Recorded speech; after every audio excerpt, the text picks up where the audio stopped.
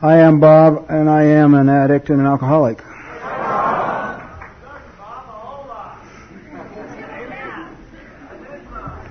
I like that. Please understand that the size of the bucket is an indication as to the amount they want.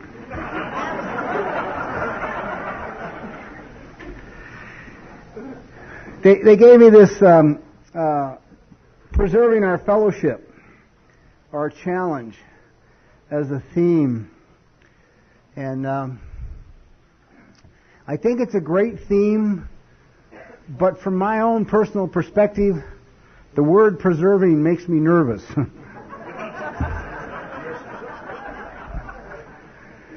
You know, that's kind of like you put it in a jar, put a little wax on top of it, and take it off the shelf in 20 years and it's still the same.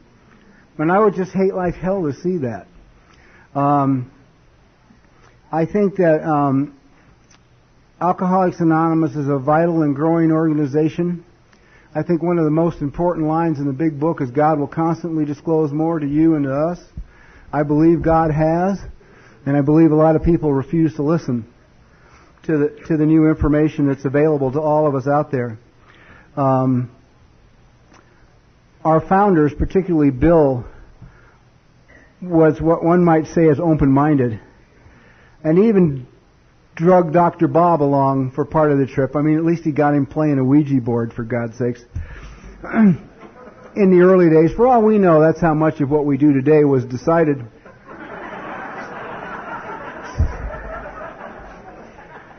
Well, what do you think it is, Bob? Oh, hell, I don't know, Bill. Let's get the board and see if it works.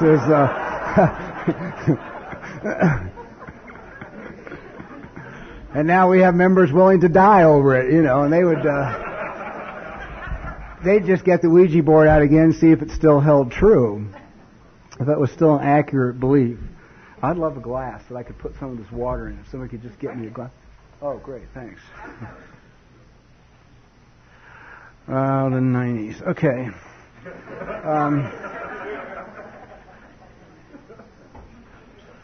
Well, I'm pretty typical to an awful lot of people who reside in our meetings everywhere in the world, in that I came out of a home with one alcoholic and one non-alcoholic. I now know, based on an awful lot of work and time that I've put into finding out about me, that can have a tremendous impact on a human being. Growing up in a home where there's an alcoholic, and my mother, who was the non-alcoholic, was the child beater. I, unfortunately, was the only child in the family, and took the full brunt of her rage over my father's drinking. My father was too busy drinking to protect me. My mother was the kind of fist-using, back-of-the-hand child beater who broke my nose, ripped out the corner of my eyes, knocked some teeth out, tore out the corners of my lips. Basically did a good job on me as a little boy. I'm lucky for the school system, and because eventually she had to stop. I remember once looking at a report card at her house for my first year of school, and there was a note that I'd missed so much school they weren't giving me any grades. And I had no conscious memory at that time at the beatings, and I said to my mom, I said, what about this report card? I mean, how come they didn't give me a grade? Why did I miss so much school? She said, I don't know, I think you were sick. That was it. That was the answer. And it was okay with me. That's perfectly acceptable for me, because for me to look for the deeper answer to my pain means I've got to feel the pain. To just accept that her response that I was sick makes it a lot easier on me for the moment. School system wasn't any better for me. Because of the amount of tension that I lived under as a child at home, I was slow and careful about answering questions. I learned early on you just don't want to answer quick, because you can get absolutely dropped right where you stand for even giving the right answer, you know. So the second grade was where it began to fall apart for me with Mrs. Cooney. Now the second grade for me was 53 years ago. I still remember Mrs. Cooney. Large, big black corrective shoes, hair in a bun. It was sort of a cheap facelift, you know, just kind of pulled her.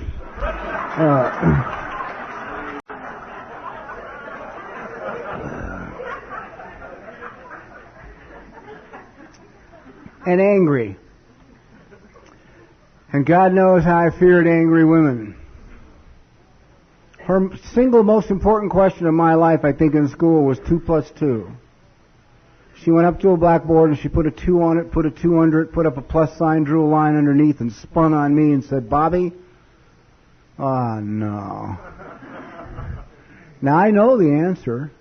I know the answer. I know 2 and 2 are 4. I know the answer. I got it. But coming from the environment that I'm living in, there's so much tension. There's some things I have to work out before I answer this question for this woman. The single most important thing I must resolve for myself is, why does she want to know? You know? Once I've convinced myself that it's part of her job description that she elicit from me proof that I am in fact retaining the information she's dispensing, I move on to problem 2. Does she know the answer? Children, as a rule, will judge the outside world based by what's going on at home. I'm being asked questions by parents who don't know the answer to the question that they're asking. I'm giving them a correct response, and I'm getting knocked down anyway. So I'm very gun-shy about, just because you're big does not mean, there's no indication to me that you know the answer to the question you're asking. It takes me a long time to work these things out. And while I'm working these things out, as a rule, you're going to have more than one child in a class who's being raised in an alcoholic home. And we did have in our class. We had Susie. She was the family hero. This girl, I would guess, got straight A's throughout school. I would also assume, I have no idea, I didn't keep track of it, she went on and got more credentials than she can use between now and when she dies. Because Susie's role in life was to make up for the fact that the Christmas lights were still on their house in July.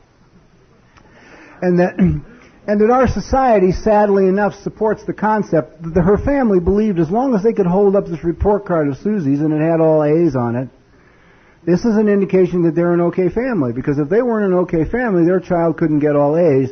Therefore, it fell to Susie to get these grades and keep them up, because the entire esteem of her family rested on her shoulders. Man, that's a big unspoken burden for a child to carry.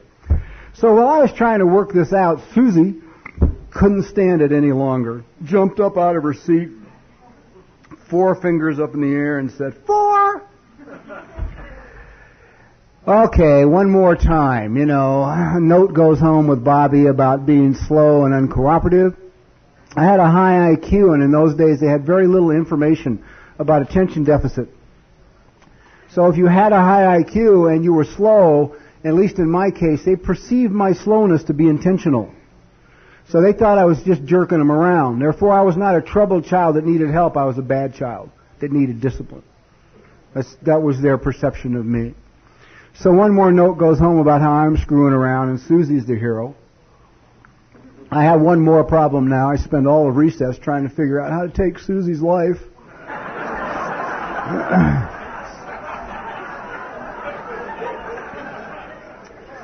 I don't react well to public humiliation at all. Embarrassing me is something you never really want to do. Well, you see, what she had done was the thing that I live in fear of, and I've lived in fear of ever since I can consciously remember. I have never felt okay. I never felt okay. I've never been comfortable in my body.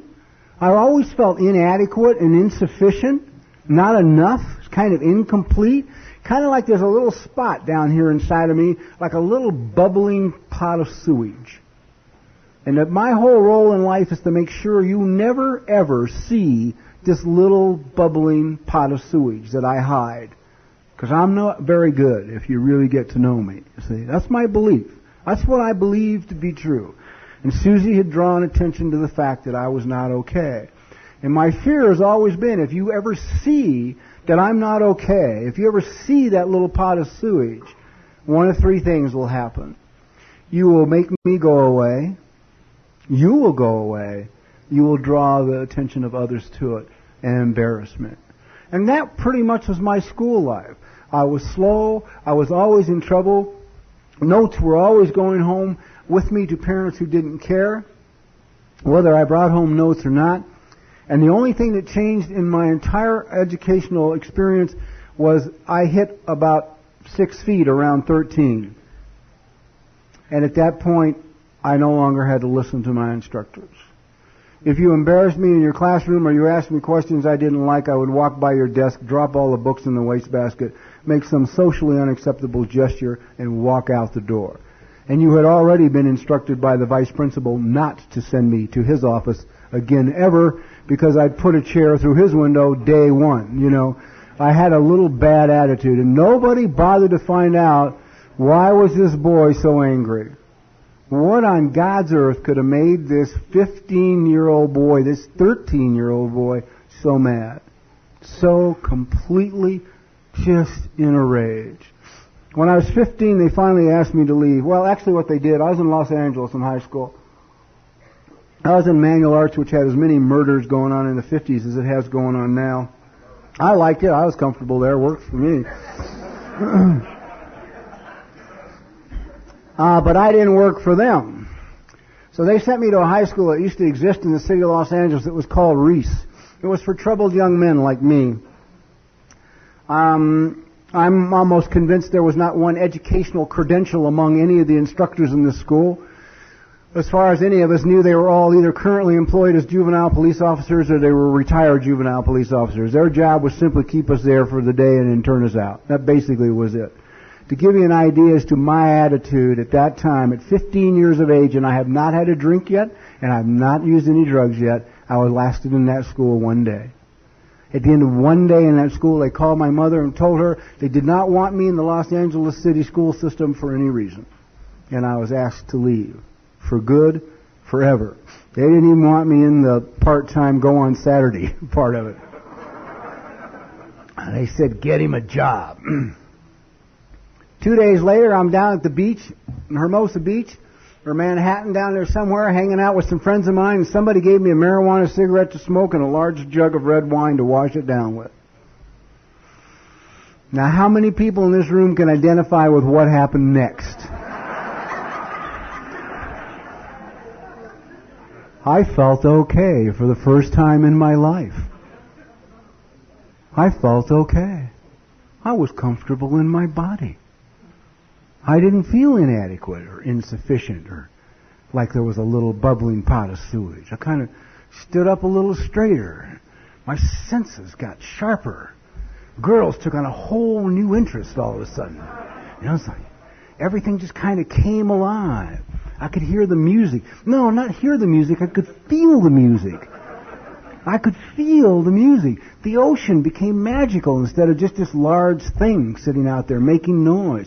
I came alive. And this is the magic that happened. My feelings were altered by my first contact with alcohol and with drugs. It changed how I felt. Almost everybody I hear talk in the time I've been sober, they say the same thing. That first drink, that first little bout with drugs, and it changed. Magic happened. I got to tell you, the first 3 years for me were delightful. They were terrific. It was the best 3 years of my life. I got so I could put together exactly the combination of drugs and alcohol to create exactly the mood I wanted for the moment. It was like a mad pharmacist, just sitting there at my little table. That's how I used to get my drugs. I used to take down pharmaceutical warehouses. And I'd just sit there and put together this combination of a little of this and a little of that and a little of this and leave and knowing exactly how I was going to feel in about 6 minutes. You know, when the wave came over me. And hopefully I wouldn't be driving at the time, you know, when it hit. And it was good, and I felt okay, and I felt alive, and everything was all right. I'd still be out there. If it still worked like that, I imagine I'd still be out there. How many of you identify with what happened next? About 3 years and 1 day in, I put together the magic combination. It was supposed to put me in a really mellow, laid-back, quiet, kind of calm mood. And I went right out through the roof, ready to kill. It didn't work. And I tried something else, and it didn't work. And I tried something else, and it didn't work. And so what had happened to me is this very thing that had saved my life turned on me. I couldn't get it to work anymore. And the next 8 years for me, I used to describe it as the first 3 years of my drinking and my using were like driving a fine automobile down the high road of life, you know? Just cruising, man, booking it in a Rolls down the interstate. It was good. The next 8 years were like being handcuffed to the bumper of the car, being drugged down the high road of life. Actually, that happened to me once near the end. The Los Angeles County Sheriff's Department handcuffed me to the rear bumper of one of their cars and drugged me around the block. Something to do with getting the word out in the neighborhood about how people with a certain attitude would be treated in the future. God, I hated being the example, you know?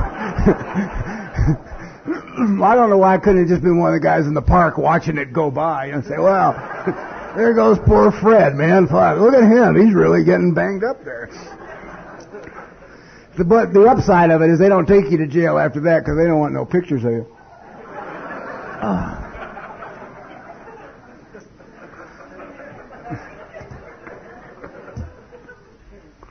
26 years of age, 1962, I wound up weighing 135 pounds. I weigh about 195 now, if you want to know what I look like at 135. Living in doorways. That was it. Brains were gone. I'm telling you, gone. Boy, I was just fried. There was nothing left. I was a skinny, worn out, completely insane, destroyed human being. Unable to ask for help.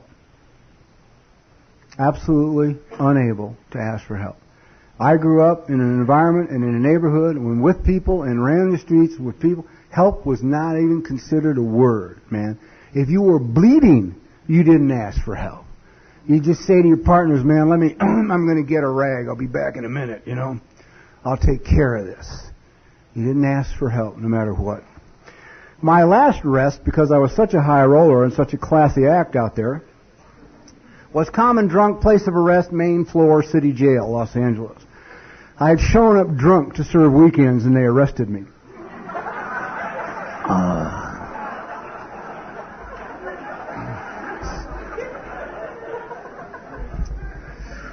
Somehow some of the flash and glamour was gone from my career.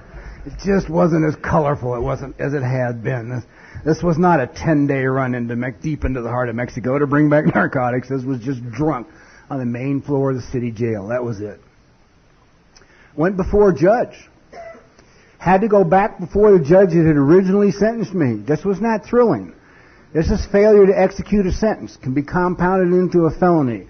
I could have been bye-bye for a long time on just this simple, dumb, stupid little drunk. But it made sense to me. So many things made sense to me. We used to have a saying years ago about sponsoring people that don't ever worry about talking to us about your problems because your problems do not upset us. It is your solutions to your problems that absolutely terrify us, you know? My solution is often someone should die, you know?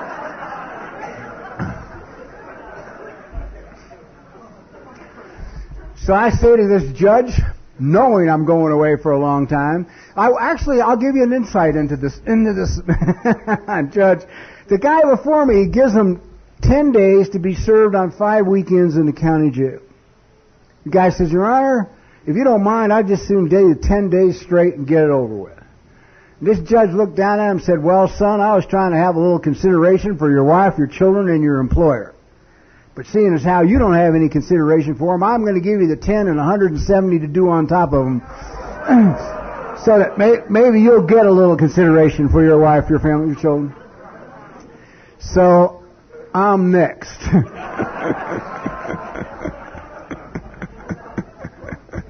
There are a few times in my life I did not have a fuck you attitude, and this was one of them. I was really open-minded at this moment. They could have offered me any program in the world. I'd been ready to go, no matter what it was. I said to this judge, I said, Your Honor, I have a drinking problem. She said, I realize that. I said, I'm going to call AA and do something about my drinking. I don't know where the hell I heard about AA, but I knew it existed. And he got this big smile on his face. And he said, good. He said, I'm happy for you. He said, AA is a great thing. He said, and for the first time in your life, you can become a useful member of this society. He said, you'll make new friends. You'll find a great life. He said, I know this to be true because I got a brother that's been sober 9 years.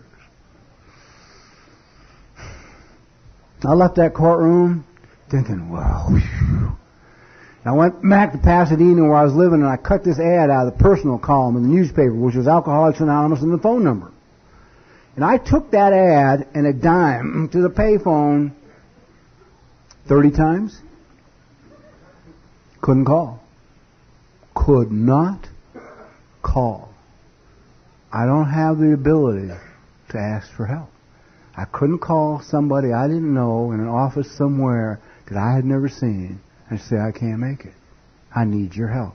I am going to die if I don't get your help. Not me. Not me. I won't even bore you with the gory stories of the lengths that they went to just try to get me to sweep the floor. Well, when I was about 2 years, so I got to come forward and tell a little story so I can back up and get the rest of this. When I was a couple of years sober in AA, I'd had a lot of trouble with God, grasping a concept of God. And it happened early on at an early meeting. I was talking to somebody in a corner, and we have monitors at AA meetings. In case you haven't encountered them yet, their role is to give advice in conversations that they're not included in and haven't been asked.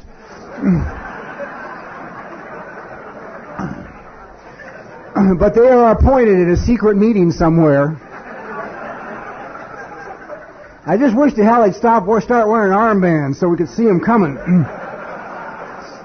You know, sort of. So I'm talking to this guy about something, I don't know what the hell it was. He says, and this old guy just walks up and sticks his nose right in the middle of our conversation and says, if that was going on in my life, son, I'd turn it over. I liked the sound of that.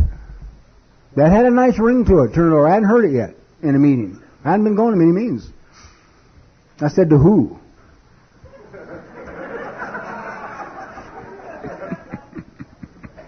He said, God. I have no formal religious training. None. I said, who's God? He said, God is your father. Bad image. Didn't work for me. Gave me no sense of hope, whatever. My father was a man who was absolutely disconnected from his only son. My father was a man I could have done anything in the world, and I did do most things in the world, and couldn't get his attention whether it was good or whether it was bad. It didn't matter if I'd shot some son of a bitch down in the street in a drug deal gone bad, or if I had pulled somebody out of the front of a moving car, of which I've done both things. Didn't matter. I couldn't get his attention. When I was a little boy, I couldn't smile big enough. I couldn't laugh hard enough. I couldn't be sweet enough to get him to pick me up and tell me he loved me. So don't give me the father as an image and expect me to go rushing forward and say, oh boy, this is terrific. Let me turn it over to this concept. So a couple of years in, I was having a small problem. I was sober, but I was nuts. But I still couldn't get with this God thing. I mean, surrendering or turning it over just wouldn't get it. And I couldn't, my sponsors kept trying to, they would talk to me all the time about it. And I just was, yeah, man, One night I heard a guy at a meeting tell a story which gave me a concept of God that I still love today. And it's many, many years later. It was a story about two guys drinking in a bar in Alaska. One of them was a very religious man, and the other one was an atheist. And eventually their conversation swung around to God. And the atheist looked at this religious man and he said, I gave your God a chance to prove himself to me once, and he didn't do it. And the religious man says, oh, really? In what manner did you give God a chance to prove himself? Atheist says, well, about 6 months ago, I was lost about 150 miles north of town.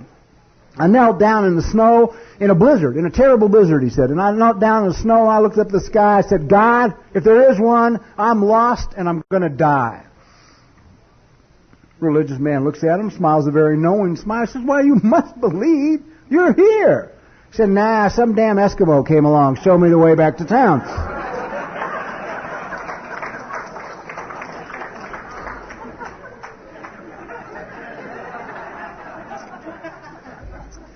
That clicked for me, see, because my sponsors had been telling me for 2 years up to that point that God lived inside of me.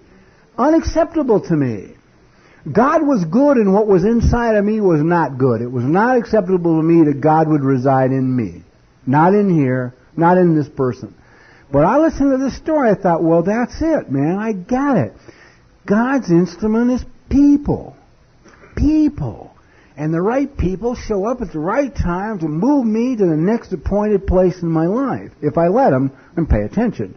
Some of this requires that you be present at the moment this happens. Or that you not be so obsessed with who the Eskimo should be that you miss the one that shows up.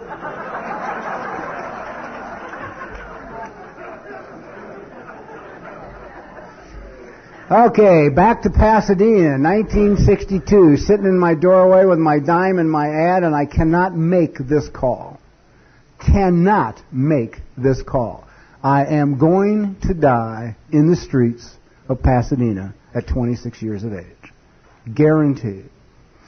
Sitting in my doorway one day, and there's this shadow over me, and I look up, and here's this guy I'd known for a long time. Him and his wife and 6 kids had been on welfare ever since I'd known him, and I'd given him a ton of money. And he said to me, hey, you know what, man, if you don't have a place to stay, you can come stay with me and my wife and our kids. And you know what? It was okay to go with him. See? Because he owed me. He probably owed me $5,000, which in 1962 was a considerable amount of money. It was his duty to take me out of that doorway. He owed it to me to get me the hell off the streets and take me home. I could go with him. This wasn't about asking for help. This was about somebody paying me back what they owed me. He and his wife and 6 kids lived in this cockroach-infested one-bedroom apartment about 3 blocks from the doorway I was living in. That night I'm sitting on the floor and I'm shaking and falling apart, and I said to him, I said, oh, man, one of these days I've got to call that AA and do something about my drinking. He said, hell, there's a girl down the hall goes to AA.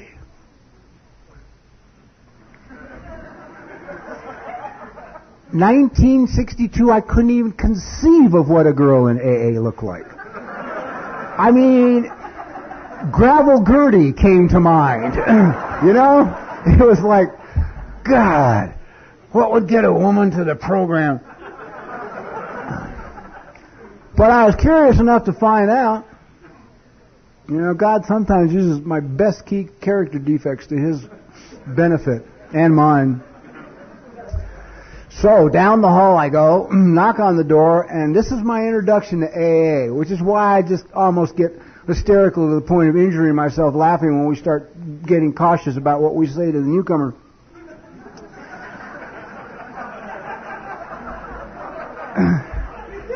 Girl that opened this door stood about 6'2", weighed about 235 pounds. She was big enough to break every bone in my body. She had short black hair, tattoos down both arms, both legs. This is 1962. And a half-full pint of booze in her hand. This is my introduction to AA, people.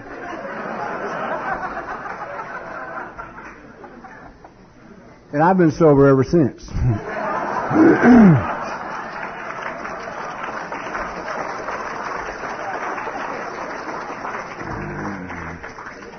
I looked at her, I could talk to her. This is street people. This is one of my family. I said, I'm curious about this AA thing. She just looked me right in the eyes. She said, AA will work if you want it, and I am not ready to quit drinking.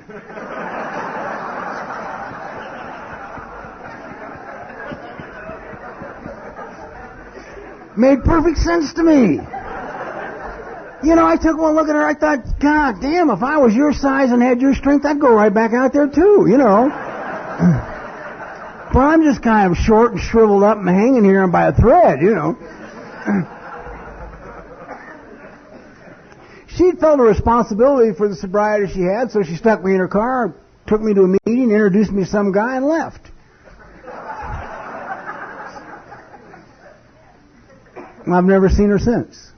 An hour of my life. I owe her my life, and I've never seen her since. I always try and tell that story, hoping someday she'll come up out of the back of the room somewhere. And I can say, thank you for 33 years, man, of magic, you know? And anyway, okay, so now I'm in AA. This is about like being in school. I got the same attitude about AA as I had about school. You know, I'm in a room full of people in Pasadena, all look like marks to me, but the only thing they're good for is taking their money. You know, it's like, took one look and said, well, okay, there's some money here. And I went to one meeting, they served finger sandwiches, for God's sake, to Pasadena, which is okay. I liked the meeting because at least I ate at that meeting. They said, if you want what we have, I thought, let's not get carried away here, man, you know. I didn't have any concept of what was here, but I didn't want any of it. But I, just went from meeting to meeting for about 2 weeks, 3 weeks. I had 3 weeks, I guess it was 3 weeks. Can't even remember now anymore. My memory's going to hell. 2 weeks, I guess. Anyway, I was asked to give a 10-minute talk. Now, many of you will hear in your local meetings in whatever area you're from, a lot of people recently, well, over the years it's always been the case, but it seems more recently there's real energy, a real fervor behind this, don't get emotionally involved. I, conversely, am one of the people that support that, getting emotionally involved. I think it probably gets you closer to your sponsor the first year than anything you can do. Just get in a relationship and you'll spend a lot of time with your sponsor.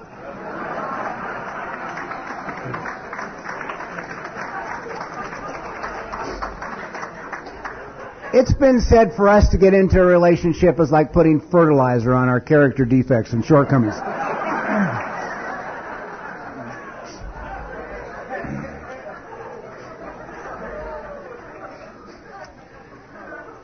Anyway, 2 weeks in, I'm asked to give this 10-minute talk. I give my little 10-minute talk, and there was a girl, I had 3 weeks, there was a girl in the audience, had 2-3 months. The story's true, so help me God. Her sponsor told her, if you hear it, just want to give you an insight into her mental health at the moment that we met.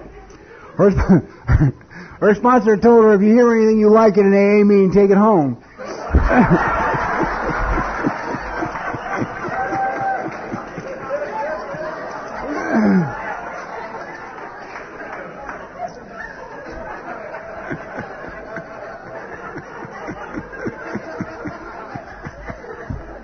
I have no idea what the hell I said, but it worked for her, you know.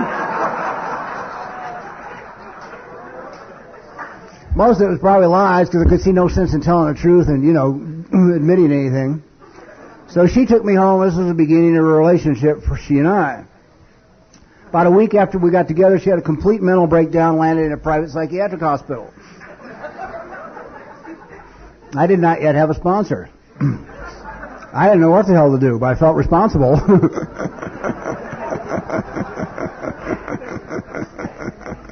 Oh, did I feel responsible?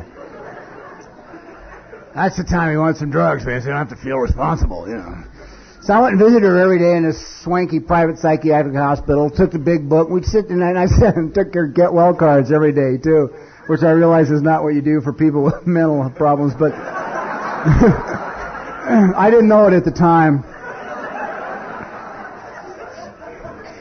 It made sense to me. So we'd sit by the swimming pool in this swanky psych ward, hold hands, read the big book, plan the rest of our lives together with God, AA, and the 12 steps. We had a rather volatile relationship that went on for about 18 months. We separated about 6, 7, 8 times. I can't remember. I know next to the last time I was with her, both of my sponsors said to me, if you go back to her one more time, we'll never speak to you again.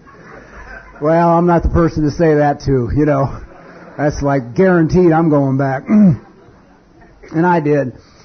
Anyway, we eventually split up, and then we didn't see each other for about 10 years after that. We just had no contact.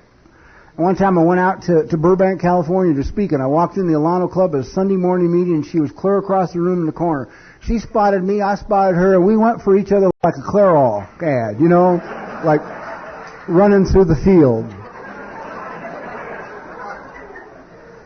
We wrapped our arms around each other, and simultaneously we said the same thing. We both said, thank you for being part of saving my life.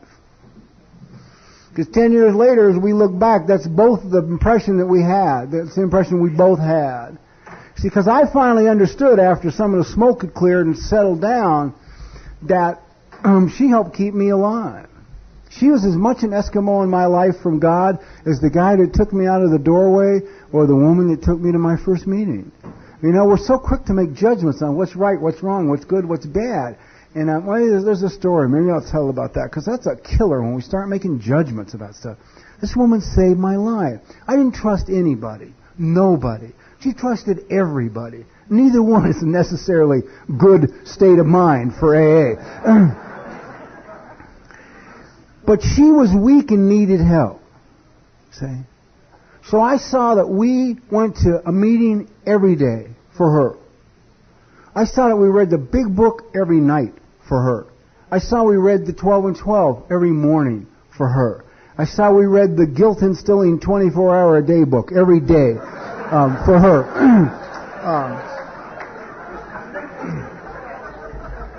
Well, it may not affect you that way. I almost killed myself behind that book, man.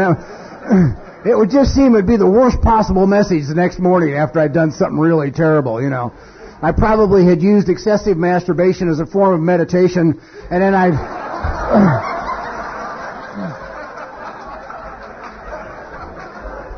get up and take that little black book and it'd say, "Are you a good AA?" You know, it's like...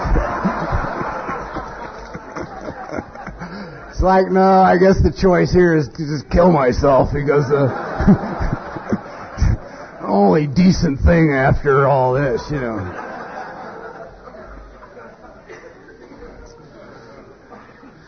There was a guy, a little villager, lived high in the mountains in a little country in Europe, a little tiny country many, many years ago. And he had this great white horse. Magnificent, magnificent animal. There was envy of people for miles and miles and miles around. One day the horse ran away.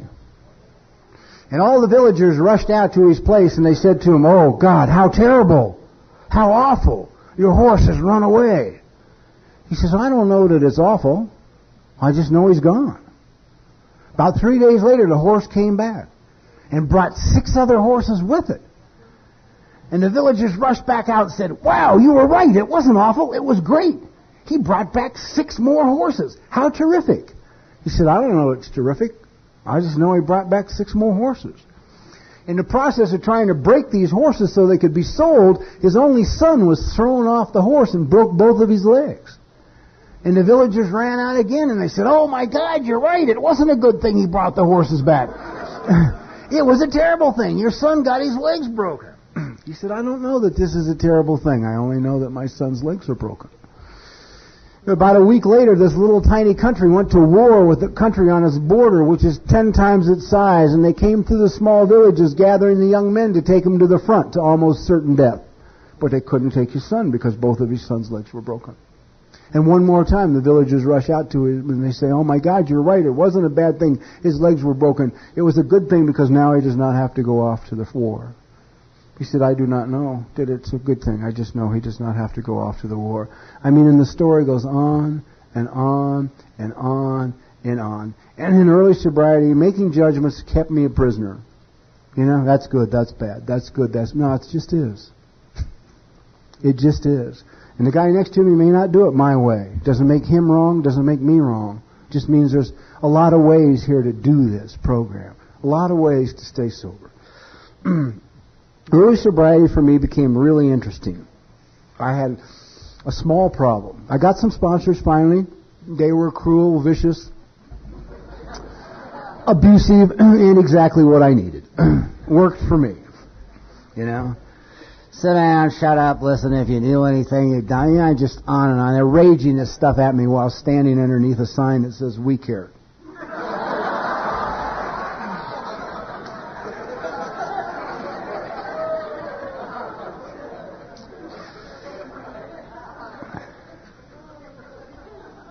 I went up to my first sponsor. He was speaking at a meeting. He was an ex-cop, ex-convict, ex-mental patient. I mean, that's how he used to start his talk. I'm an ex-cop, ex-convict, ex-mental patient, ex-husband, ex-this. He'd list all the things he was an ex of. So I went up to him afterwards. I said, I need a sponsor very bad. He said, well, tell me a little about yourself. So I did. And he said, well, I'm not the guy, but I'll turn you over to the guy. So he turned me over to a madman. A guy that had been a boss con in Folsom Penitentiary for a lot of years. He was probably the first human being I ever met in my life that I actually was afraid of. And he got that, I think, because he used to often threaten me with breaking my back when you set the chairs up at the meeting or I break your back. Simple program, just...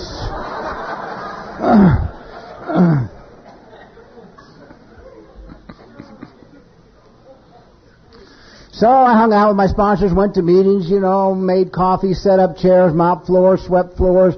They give you people to sponsor. They were sadistic. I don't know if they're sadistic now as they were then. They'd give you these guys that had been around AA for 14 years, never drawn a sober breath, and could recite the big book from cover to cover. And you got about 4 weeks, and this is the guy they give you to pick up and take to the meeting. You're just like, what the hell are you going to say to him? I mean, he knows the book backwards and forwards. The guy's been around AA 14 years. He's got babies sober longer than you are. It's like... But it must have worked, because I'm still here. Got 6 months, they gave me a panel in the county hospital. This was not fun. I have a little thing about germs. I didn't do well that hospital panel. Those people want to shake hands with you. I won't even go into the nightmare that hospital panel was for me. But, again, it's the same old thing. You go, you show up, or you die. So it's like, I showed up. Got jobs, became employable, had to lie to get my first job, but I got it. I had tried the honesty, I really took it to heart. I'd been so dishonest for so long. The concept of honesty had a nice ring to it, to me. And I couldn't get a job, and finally I went up to my sponsor and I said, you know what, man, I've filled out 110 job applications, and I am not getting work here. And he said, and what is the problem? I said, the problem is, it says, have you ever been arrested? And I put yes, and it says, if so, please explain. And I said, I explain, I get more paper from them, and I continue to explain,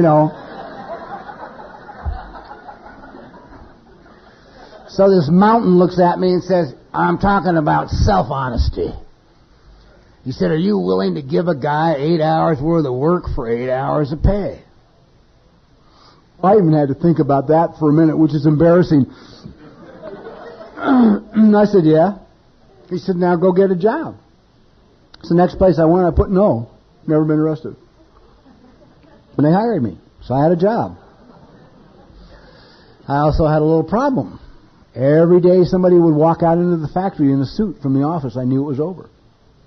I knew they had run a check because I was working for a company that bonded their employees. And I knew at some point, I'm history.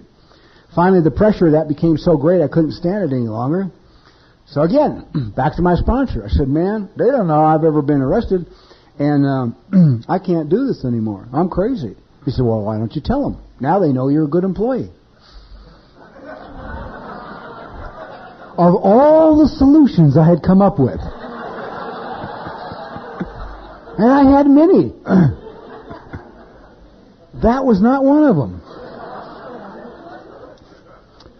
So I made an appointment with the director of personnel, going in his office, sat down, said, I got a little something I got to tell you. And so I told him everything I had to tell him, and I found out I was working for a company that made it a point to hire 2 to 4 ex-convicts every year.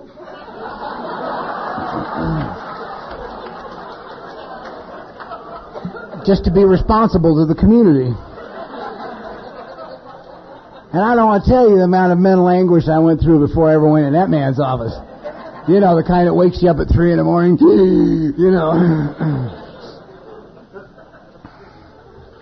So I did all those things, and I'm cruising along through this sobriety. I only have one little problem. Each day I continue to stay sober, I get crazier. No exception. I wake up every morning crazier than I was the morning before. But the thing I'm noticing in meetings is that no one else is crazy. In fact, if anything, they are the opposite of crazy. They're fine. No matter what you ask them, they're fine. People looking like they actually are laying on a bed of nails. How are you? Susan. Fine, thanks. Some guy comes through the door of the meeting and you know he's lost his job and his wife left him, and the greeter says, hey, how are you? I'm fine, thanks. Well, to somebody who already doesn't feel complete, I have to emulate you in order to be okay. See, because I don't want to be different, and I don't want to look different, and I don't want you to get it that I'm different from you, because there was no one talking about honoring the differences in us. It was all about the unity of us. I remember Chuck used to say, oh, you put all the alcoholics in a paper sack, shake it up, pull one out, you got it. Bullshit. Absolutely not true. You may have the disease, but you don't have the person. You know, you don't have the individual. You don't have whatever it's going to take for them to recover. You know, you may have some concept of how the disease has affected their life, but that's all you really have. So I didn't want to be different, so I wouldn't tell anybody that I wasn't okay. One particular problem seemed to be anger. And it seemed to come out in the car.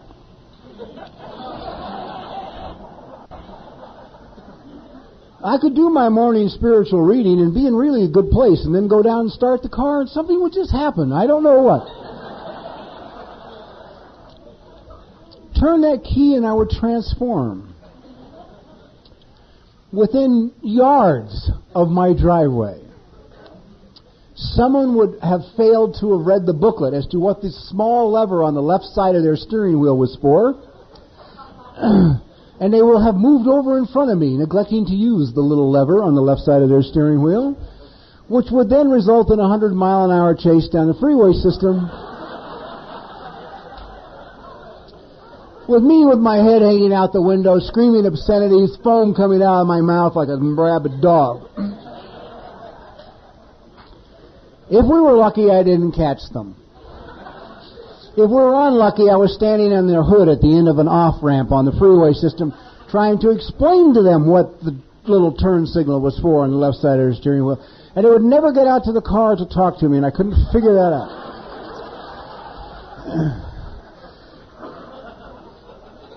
And one of the things I learned to do is get guilty quick in my early sobriety. So while standing in the hood of the car, I could hear my sponsor's voice saying, on any given occasion, you may be the only example of AA a man will ever see.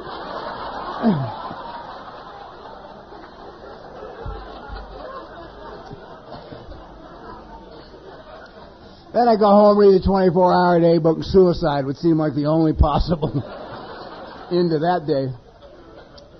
I would finish this chase on the freeway, pull into the parking lot outside the meeting, wipe all the foam off my mouth, get out of my car, walk into the meeting, and the guy at the door say, hey, Bob, how are you, man? I said, I'm fine, thanks.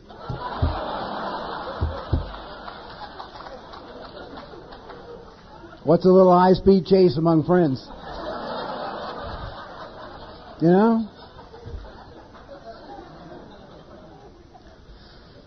But at the same time this is going on, I'm having a reoccurring dream and a reoccurring fantasy that's driving me crazy because I'm going to these meetings and everybody in the damn room is okay but me.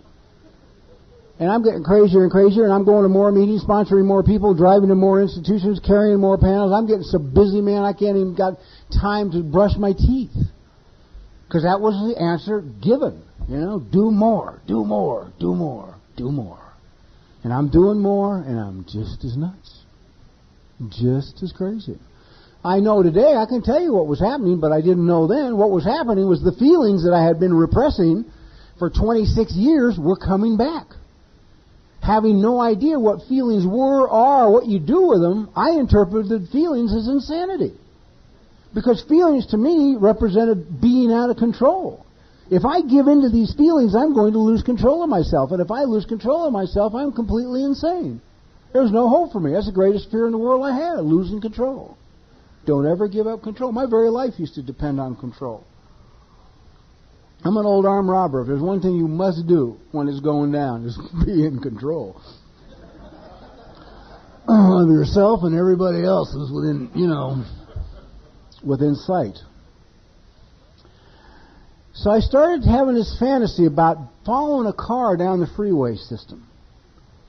And this car would have a wife and a husband and 2 or 3 children in it. And suddenly, at a high speed, it would veer off, crash into a concrete abutment, and burst into flames.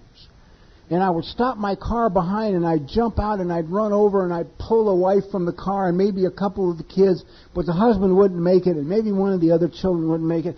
And then I'd be there on the 11 o'clock news at night with my hair kind of singed and burned, and sort of my face black, and my arms bandaged from reaching in the fire, and they'd be saying what a hero I was. And I'd be saying, no, I just, did what anybody would do under these circumstances. So finally, it haunted me so much once I sat one of my sponsors down and said, I got to tell you about this thing, man. It's just consuming me. And it got so bad. He said, it's about your ego. Didn't sound right, but I don't know what you do with your sponsors, but I did it with mine. I always go, okay, got it, okay. And then walk off thinking their skin should fall from their bones.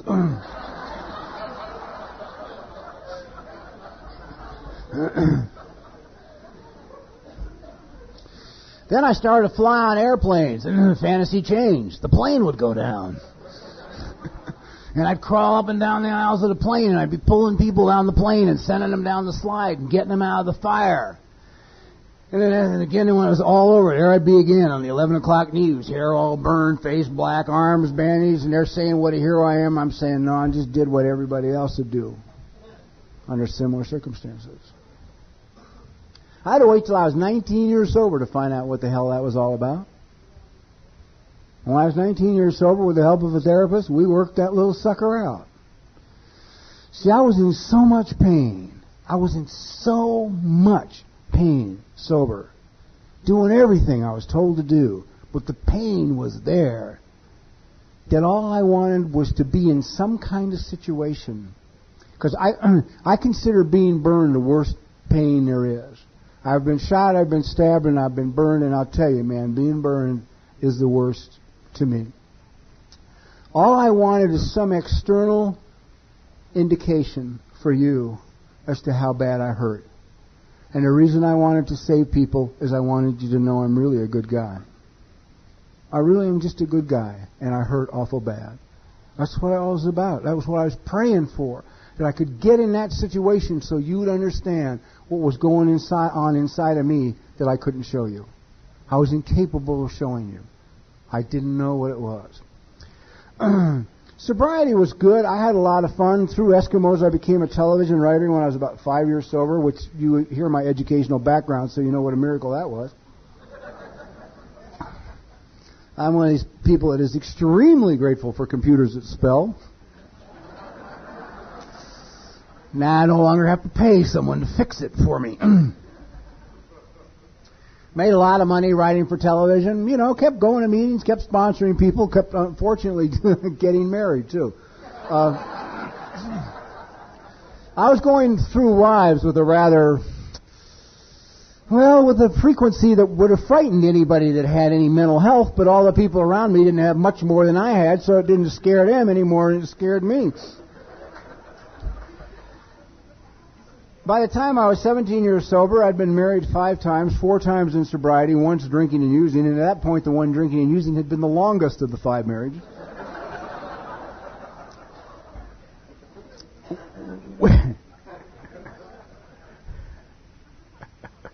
Which is an indicator of the anesthetizing properties of alcohol and drugs.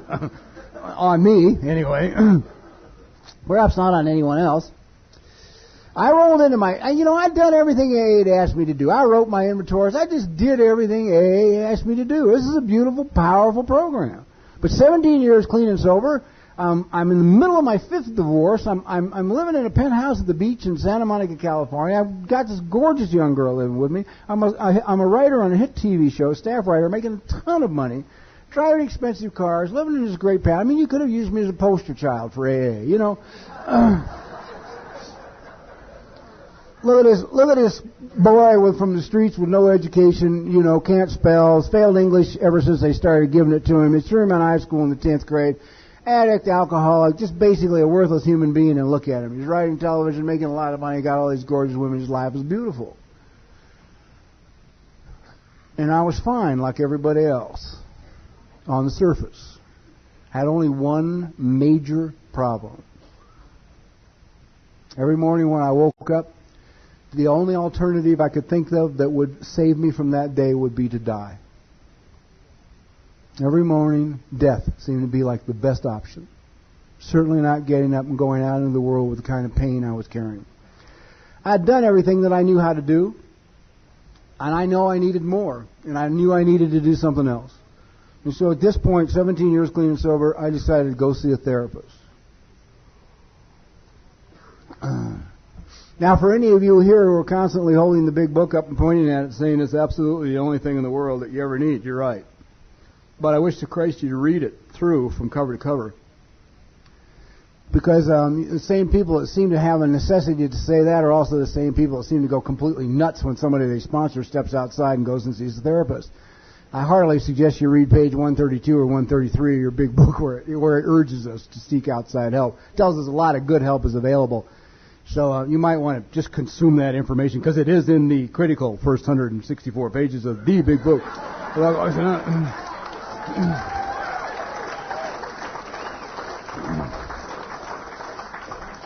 I know you guys will find a way to cut that part out at some point, but don't. If you touch it, I got you. The minute you tamper with one word in that first 164 pages, you're mine. I can change it all then.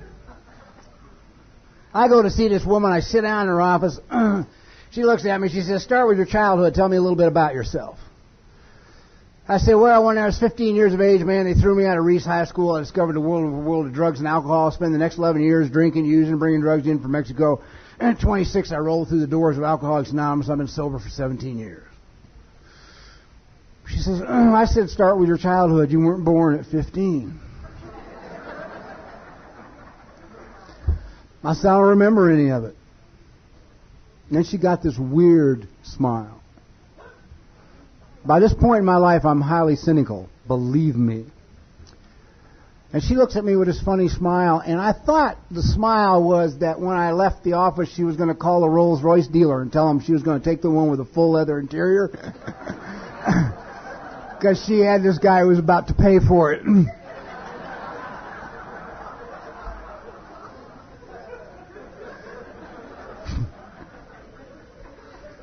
What I didn't understand with that smile is what she was trying to say to me is, if you've got the courage to stick this out, I'm going to be here when you meet the man you really are as opposed to the man you believe yourself to be. I didn't know that's what was on her mind. I wasn't capable of thinking things like that or feeling things like that. It was beyond me. I had the courage and I stuck it out. We did it. Probably the most pain I've ever been in my life. Because I had to go back and dig up the stuff I've been running from since I was a little tiny boy. I had to get to what it feels like to be 3 feet high at 2 years old and have somebody 5 feet 4 at 140 pounds standing over you, beating you half to death. I had to feel that for the first time in my life. I had to cry those tears and I had to scream that anger. It took me 3 years in therapy to scream. 3 years. I grew up in a house where if you weren't quiet, you were in major trouble. As a grown, sober adult in AA, living alone, I would still tiptoe through my own apartment. I'd get up in the middle of the night to go get a tab out of the refrigerator, and I'd tiptoe in the kitchen, open the door only about that wide. You know, just enough room to get in and get the can without letting the light out in the room. Close the door, and I'd muffle the top of the can with my hand and pop it, so as not to make a lot of noise. This is I'm living alone. I'm a grown adult male living alone. And I'm still so terrified of waking the sleeping giants. Some piece of me inside that is controlling my life sober in AA. Okay. That's what I started to get, is that things were controlling me and I didn't know what they were. I had to cry the tears I hadn't cried. I wasn't a crier. Man, you could do the worst to me, and the one thing you would not see would be a tear. It just wasn't going to come. So I had to do this work. I had to dig these things out. And basically what it is this. If I can put it simply, at one point my sponsors came up to me, and it was time for me to do the amends step. And you'd have to read my inventory to understand what a nightmare the thought of doing amends was to this little group of people that I had written about. And It was basically the premise at the time, and it was said a lot at meetings, and I've heard it recently at meetings, that the ninth step is the step that separates the men from the boys. This will be the most critical step in your recovery. This is the one that will set you on the path to freedom forever. This is critical. You go back and make amends for the consequences of your drinking and or addiction. I buy that. I support that. I really do. I think that's an absolutely true statement. That's a sucker. That step is a killer. Because the only people I'd heard talking at that point at meetings had a good experience with it. You know, they went back and talked to people that were happy they had recovered. I went back and talked to people that were sorry I wasn't dead. You know, they were upset I had found a program of recovery, man. That was like they just didn't even want to conceive of me having a life of any kind. So it wasn't the warm spiritual experience that I had been listening to from the goddamn podium. It was a nightmare going through the streets with this stuff. Well, basically all then that happened to me when I went through therapy at 17 years sober was I had worked my AA program, I had done my steps, I had gone to my meetings, I had carried my panels, I had sponsored people, I had written my inventories, and I had dealt with the consequences of my addiction and my alcoholism. At 17 years, I went in another set of trenches over here, and what I did is I set it up to a point where I got it, that there was consequences to the behavior of the people in my life when I was a child. Now, for those of you who do not like it when somebody starts to talk about what happened when they were children, we have a statement from General Service that says the only thing you can share at this meeting has got to be related directly to your alcoholism. It doesn't say drinking, it says your alcoholism. I think that's one of the cleverest pieces of writing they've done in years in General Service in New York. Because I've got it, either they're dumber than hell or they're really bright, one of the two, because inherent in that statement is this: I am the only living human being in any AA meeting at any time, anywhere on the planet that is qualified to make the determination whether or not what I'm sharing about has to do with my alcoholism. I'm the only one.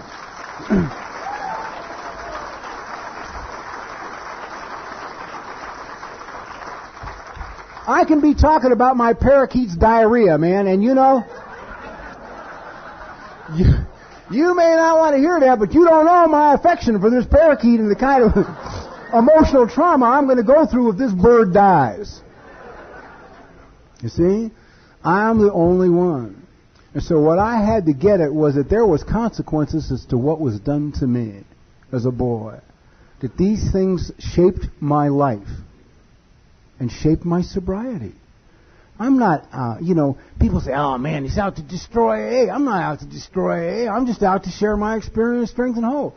What am I saying basically? What I'm saying basically is I needed more tools. Well, are you going to dispute the effectiveness of them? I don't think so. I stand before you 33 years clean and sober in great health, with a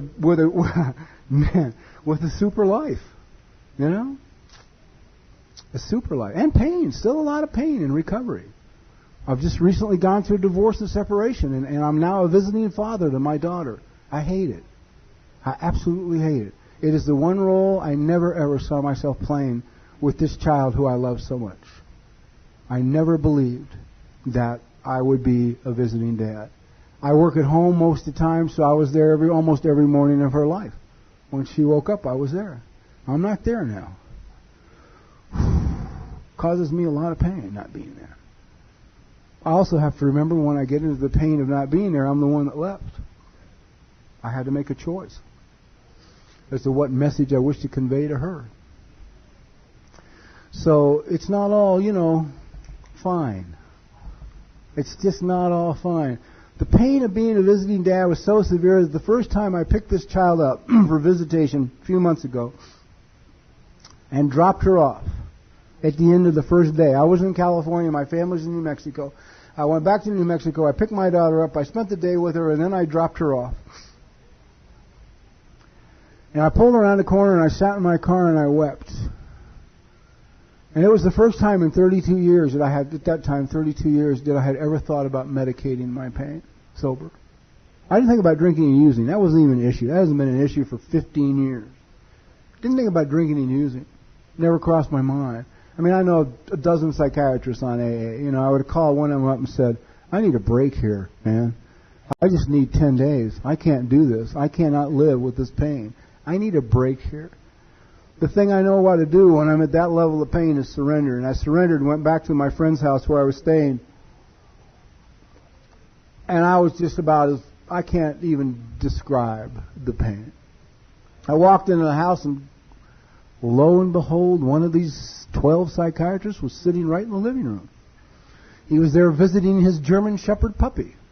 I said, come with me, Arnold. I need to talk to you.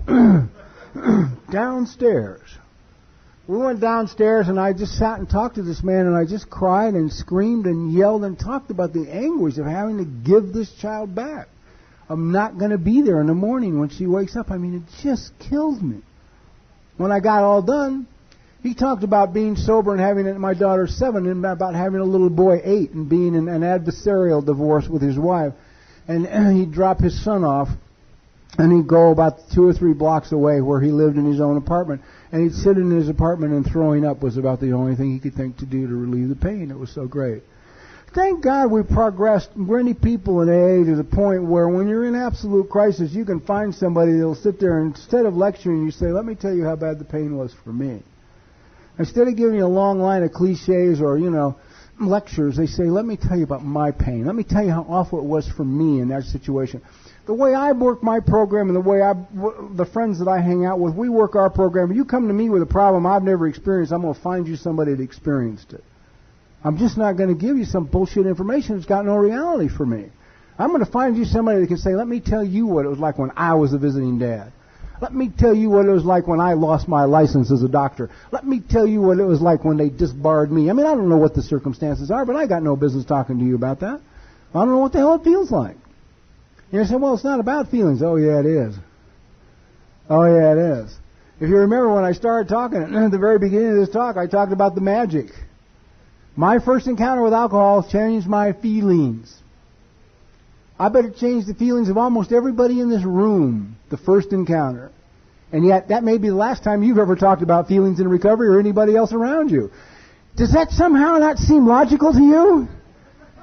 That the first time you drank, it altered your feelings, and yet you're in recovery, and now you're not talking about feelings? What the hell do you think is going to make you go out and drink again? I know what's going to make me go out and drink again. When the emotional stress gets so bad, I can't stand it.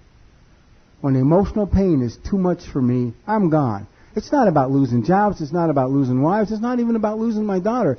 It's not about any of that stuff. It's not about getting the sickness. It's about when the emotional anguish in my being becomes too much for me to bear.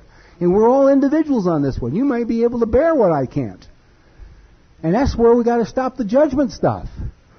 It doesn't mean I'm stronger, I'm weaker. It just means that I'm different. And there's a place for all of us here.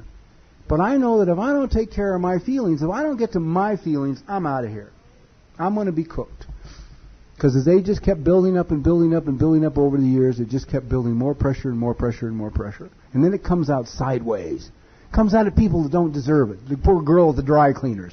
The guy who doesn't use his turn signal. I don't know who, but it comes out sideways. At your children, at your spouse, at your boss, at your employees. The people that don't deserve to catch it, they catch it because you're not dealing with the stuff that's really grinding you down. So, when you talk about preserving our fellowship, I would like to preserve a fellowship that is inclusive. That includes people and includes ideas, not exclusive.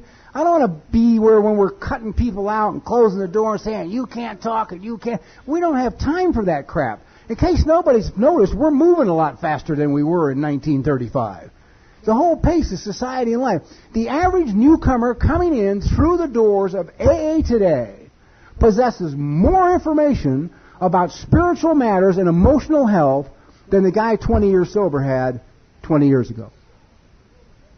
Now, if you can get that, you'll get what's going on with AA today. People are coming through the door with more information. So what do? Tell them their information is no good?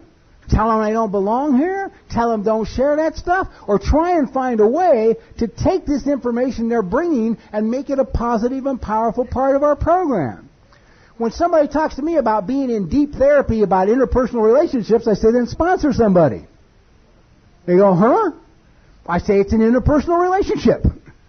Think of all you can learn just by sponsoring somebody. And you can take that back to your therapist with you. It'll be a world of good. You'll save a lot of money. We'll shorten your therapy process 2-3 years here. Just sponsor somebody.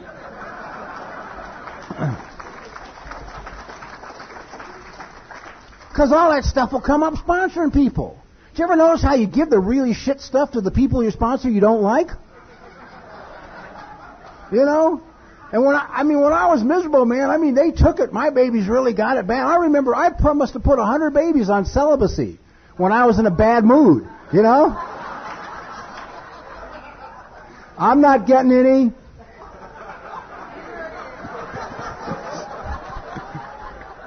You haven't done anything to make me think you're wonderful lately. You ain't getting any either. You know? God, if I'd had a knowledgeable person then, I could have talked to them about that. We could have really got to some stuff. You know, I could have cleaned out some stuff and moved on down the highway of life. I won't work with people I don't like. I will not work with somebody I don't like. I was brought up in an AA, said, you sponsor anybody that asks you. Bullshit. I can't do it. I don't like you. I'm just not going to pay attention to you. You know? No, it's true. I'm not a bad guy, but I just shut down. You start talking, I'm gone. I'm not hearing anything you're saying. I'm just not hearing it. A buddy of mine tests people at meetings. You know, he's been a friend of mine for 20 years. Actually, he's my best friend. And he'll be talking to somebody, and he'll know they're not paying attention. He'll say something to him like, oh, yeah, and last night I killed my father at the parking lot at the Safeway. And then he'll go on with something else, and they won't even notice that he said that, you know?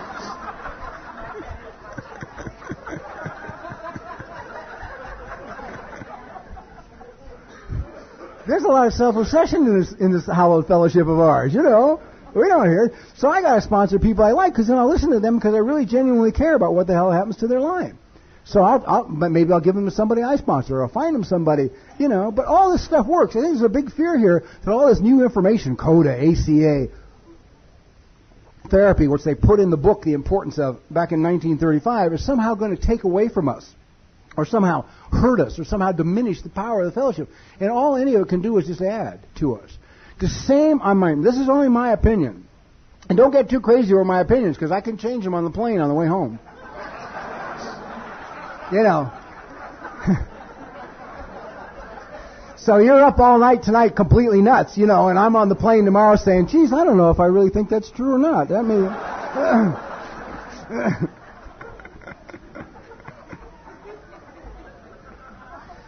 But in my opinion, the same loving God that sent the Eskimo to take me out of my doorway, and the same loving God that provided the girl down the hall that took me to my first meeting of Alcoholics Anonymous, and the same loving God that had Joyce take me home from my talk 2 weeks sober, all these people provided in my life to save my life.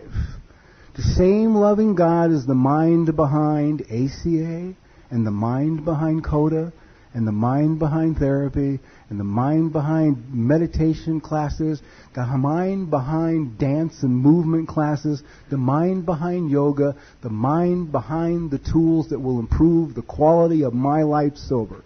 Because I got news for you. If the quality of my life sober is good, I'm a happy camper. So what do I got to do to improve the quality of my life? And that's all I'm here to say to anybody. I will honor you in doing what you need to do to improve the quality of your life and your recovery. I think it's critical for us. I think it's critical for the example we carry to the outside world. I think it's critical for the example we present to the new people coming in today, because they got too much information. They want to have a life. Day one, they want a life. You know? I didn't have a life, didn't want a life, didn't give a shit. You tell me shut up for 90 days, I don't care. You know, I got nothing to say, and I know it. They do have something to say. That probably would not hurt us too much to listen to them. I don't care if you want to do a 4 a.m. meditation class on trampolines down here at a park. You know? What does that matter? What does that matter if the person's sitting next to you? You know? We should be talking about nutrition in AA. It should be part of every meeting. We should have pamphlets on it. People go, oh, man! God! What's he talking about? He's nuts! What has that got to do with anything? With their greasy french fries and hamburger. As they listen to this tape, you know? Well, hell, if I was to take and list all the accepted, recognized symptoms of low blood sugar here on this side of this wall, and then I was to take it over here, I was to write all the accepted, recognized symptoms of a dry drunk, I got bad news for you. They're identical. Wouldn't it be terrible if your emotional depression was not caused by the step you weren't working, but what you were eating? Oh my God, what a horrible concept that is! For many of us, it's true. For many of us, it's true. Yeah? Man, I'm going to be, let me think, this is October, November? The end of next month, the end of December, I'll be 60 years old. You know? This is not what I thought 60 was going to be. Believe me. Believe me. So I've learned to do these things. I've learned to be one of the guys that goes to the morning meditation class at 4 a.m. on the trampoline. Just try it out.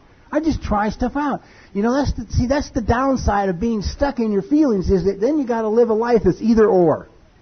You know? It's either this or it's that. I was raised in a home. It's this or it's that. Nobody had any concept of gray. It did not exist. I never got it that you can just go try something and you don't have to do it for the rest of your life. You can just, oh, I don't like this. My not liking it was never reason enough to stop. You know. The organization would have to disband. And then I could stop. I now have permission to just try things out. So if you need permission from somebody, hell, I'm here to give it to you.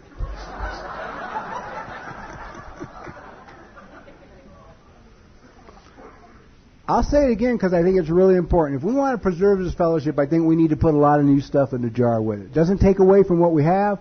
Doesn't take away from the power of what we have. You know, I make a statement that really upsets people, but it's only mine for my own personal life. I would not go to a surgeon that the last book he read was written in 1935.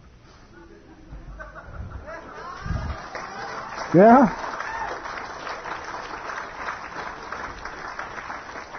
Now, I'm not talking about you or what you need to believe or any. I'm just telling you about my own personal beliefs for my life. There's a lot of great information available to us now. And I just want to give those of you who need it. I just happen to be one of the ones who needed more tools. If you're one of the ones who has some pain or sobriety and you need some more tools, you're doing your work here, I just want to honor you in finding it. You know? And I think we can be even more powerful than we are, and more aware and more awake and move better. And it's by including people. It's about including ideas. We have it said in the book, Contempt Prior to Investigation. I mean, it's just like drilled home with a lot of meetings, and they read it with great emphasis. And they say, hey, how'd you like to come check out an ACA meeting with me? What do you mean, ACA? I rest my case. God bless you. Good night. Thank you.